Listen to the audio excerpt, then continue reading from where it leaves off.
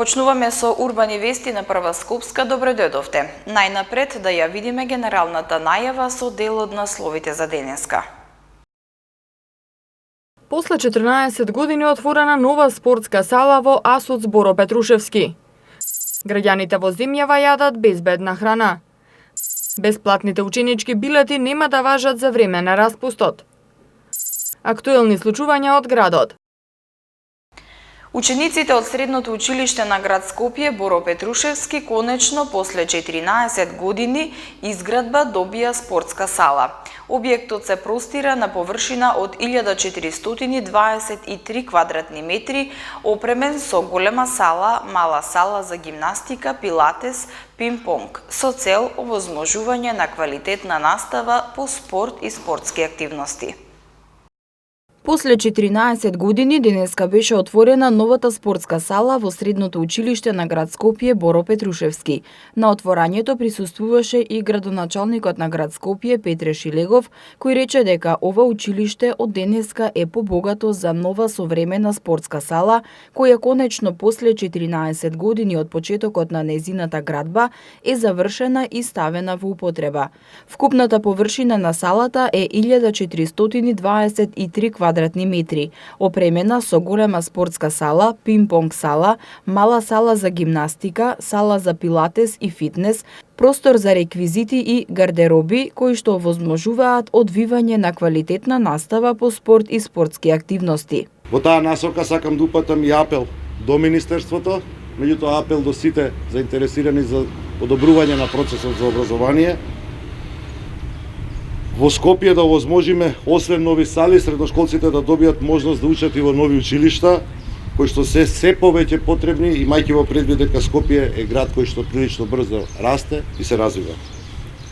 Со ова уште еднаш можеме да покажеме или покажуваме дека доколку работиме сите заедно, честно, одговорно, посветено кон задачите кои што ни се дадени или ни ги поставиле граѓаните, можеме да обозложиме услови со кои што се подобруваат наставните процеси во нашиот град.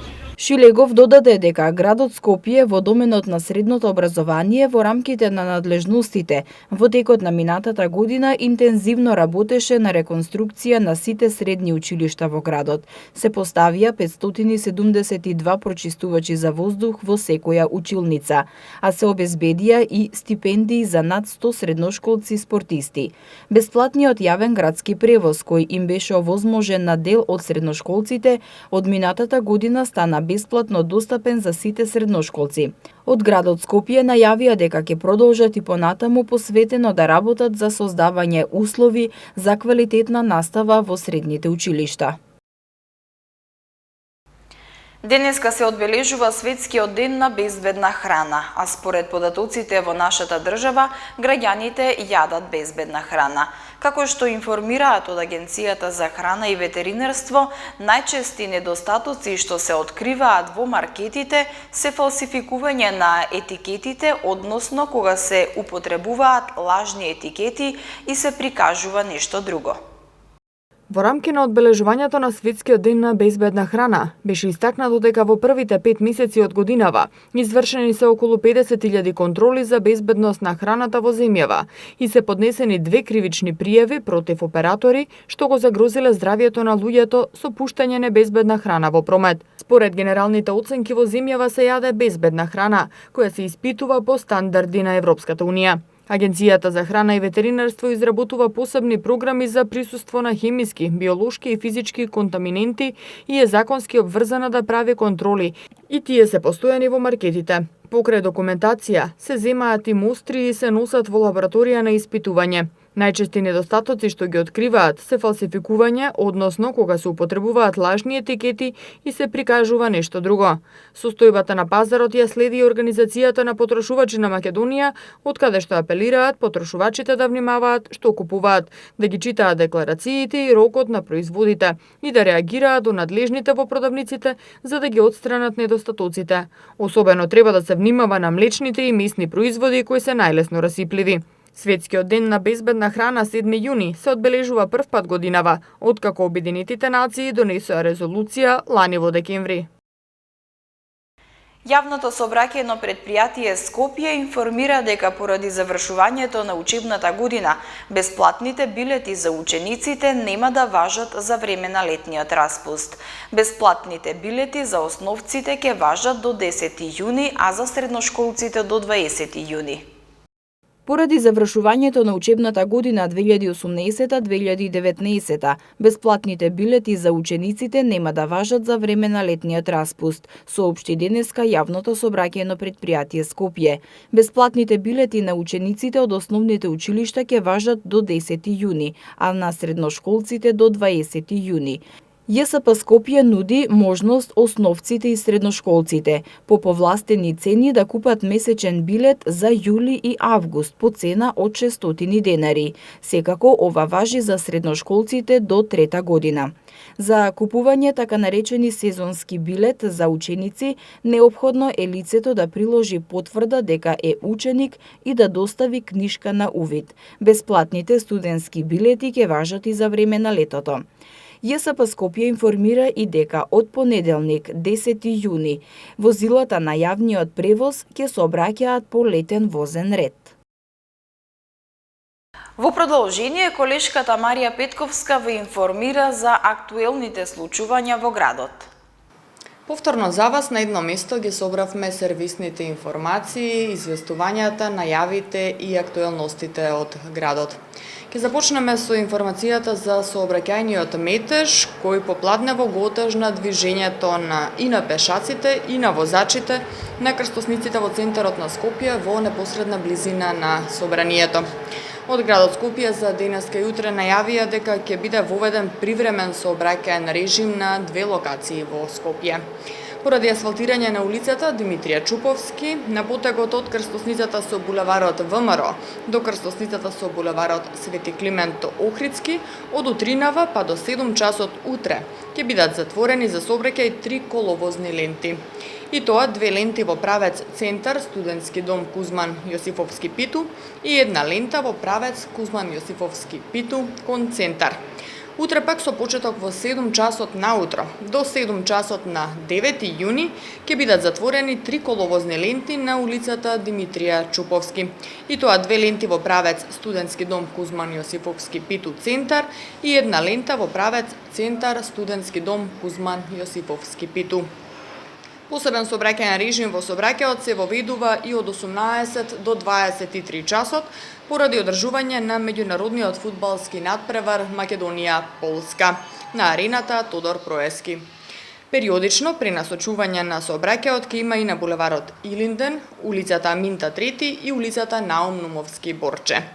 Министерството за внатрешни работи апелира до граѓаните да ги почитуваат наредбите од полициските службеници.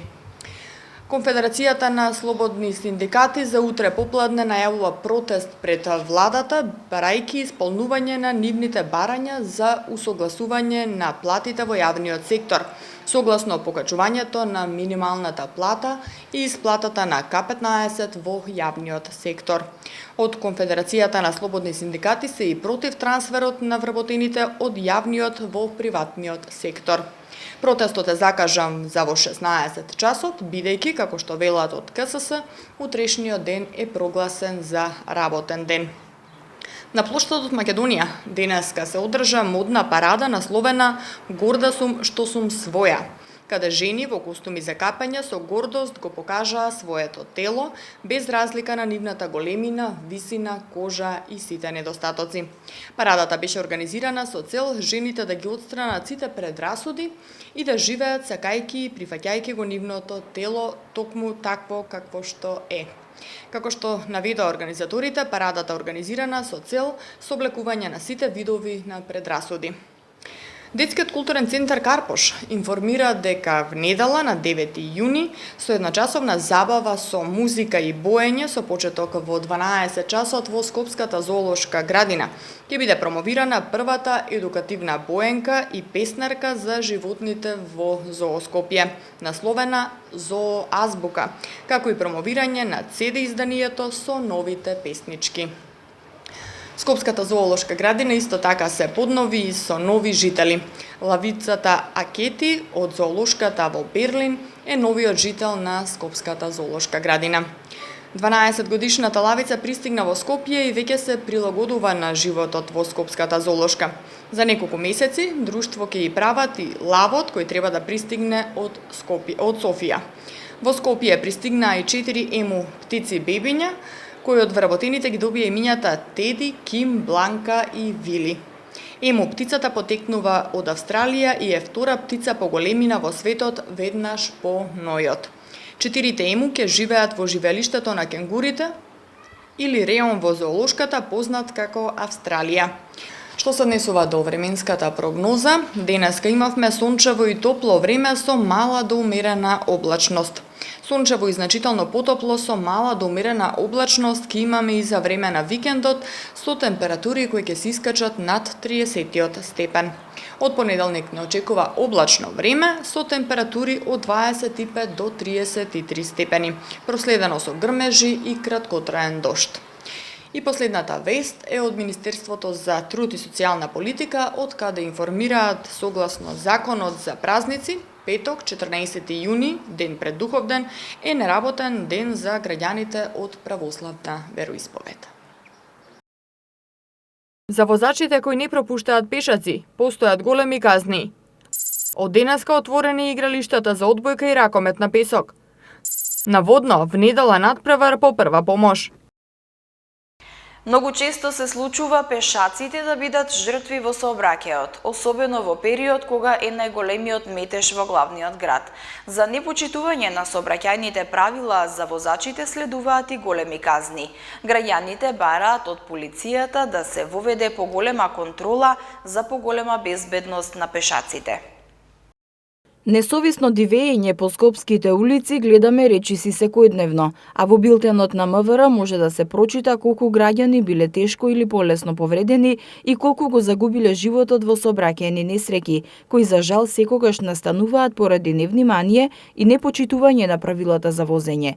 Многу често се случува пешаците да бидат жртви во сообраќајни несреќи, особено во главниот град, во период кога е најголемиот метеж во сообраќајот. Пешаците се една од најранливите категории, па затоа треба да се внимава за поголема безбедност, а за возачите кои не внимаваат на пешачки премини, постојат и поголеми казни. Возачот е должен да посвети внимание на пешаците кои се наоѓаат на коловозот или кои започнале да чекорат по коловозот. Кога приоѓа кон обележан пешачки премин, возачот е должен да управува со возилото и да вози со таква брзина што овозможува во случај на потреба да го запре возилото пред пешачкиот премин. На делот од патот по кој се движат деца или се поставени сообраќајни знаци за учество на деца во сообраќајот, возачот е должен да вози со особена предпазливост и со таква брзина што ќе овозможи да го запре возилото во случај на потреба. За непочитување на овие правила, предвидена е глоба во износ од 200 евра во денарска противвредност. Граѓаните велат дека голем дел од возачите возат пребрзо и не ги почитуваат сообраќајните правила.